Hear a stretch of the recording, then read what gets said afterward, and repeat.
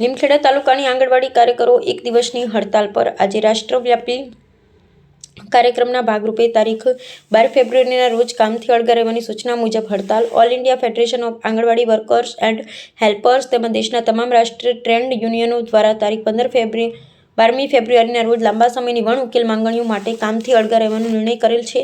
ગુજરાત આંગણવાડી કર્મચારી સંગઠન આ સંગઠનો સાથે એફિલિએટેડ છે અને તેમના આદેશ મુજબ ગુજરાતના તારીખ 12મી ફેબ્રુઆરીના રોજ આંગણવાડી વર્કર તથા હેલ્પરો રજા રિપોર્ટ આપી કામ કરશે નહીં.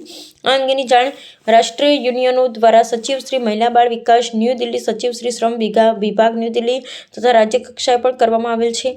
આંગણવાડી વર્કર અને હેલ્પર સતત રજૂઆત કરેલ હોવા છતાં આ માંગણીઓનો કોઈ ઉકેલ આવેલ નથી. એટલું જ નહીં પરંતુ નવા એપ્લિકેશનોના કામના બોજ કારણે માનસિક સ્થિતિ પણ ડામાડોલ થયેલ છે. નેટવર્ક તથા મોબાઈલના પ્રોબ્લેમને કારણે એપ્લિકેશનમાં ડાટા એન્ટ્રી માટે ખૂબ જ સમય જાય છે તેમજ કેટલીકવાર અશક્ય બને છે, જેનાથી આંગણવાડી કાર્યકરો માનસિક હેરાન થાય છે. આંગણવાડી વર્કર તથા હેલ્પરોએ હંમેશા સરકારના તમામ કાર્યક્રમમાં સહયોગ આપ્યો છે.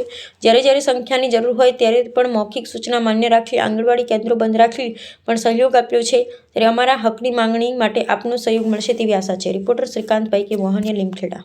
આજે અમારે મોબાઈલમાં નવી એપો આવી છે.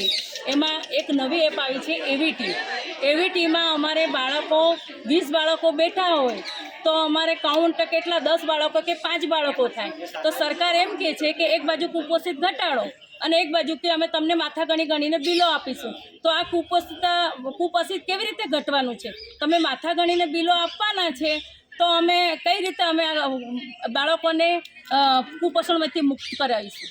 તો સરકારશ્રીને અમે એમ કહ્યું કે જે અમારે ચાલે છે એ એપ ચાલવા દો, આ એવીટી બંધ કરો અને અમારી જે કામગીરી કરી છે એ રેગ્યુલર ચાલવા દો. રાષ્ટ્રવ્યાપી હડતાલ છે. એમાં અમે આંગણવાડી બહેનો એક દિવસની માર્ચ સીએલ પર રહી અને કામથી અળગા રહીને અમે આજે રજા પર ઉતર્યા છે. અને અમારી માંગો એટલી છે કે 2018 પછી એક પણ રૂપિયાનો વધારો કર્યો નથી. પછી અમે દિવસે ને દિવસે મોંઘવારી બી વધતી જાય, કામ બી એટલી બધી આવતી જાય છે. તો સરકાર અમારી સામે વિચારે, કેમ કે સરકાર અન્ય કર્મચારીઓને વધારે છે તો અમારી આંગણવાડીવાળી બહેનોને શું મોંઘવારી નથી વધતી?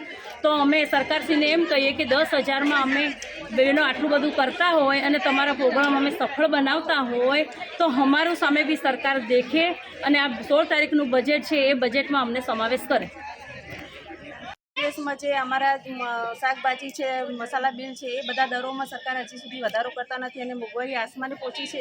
ત્યારે એ લોકો 5 પૈસા અને 10 પૈસાના પ્રમાણે અમને પૈસા આપે તો અમે બાળકોનું કુપોષણ કેવી રીતે દૂર કરીએ અને કેવી રીતે સગર્ભા ધાત્રી કિશોરીઓને અમે પોષણ પૂરું પાડીએ. એટલે સરકારને વિનંતી છે કે આ દરોમાં બી વધારો કરે અને અમારો પગાર વધારો બી વધાર કરે અને અમને કાયમી કરે.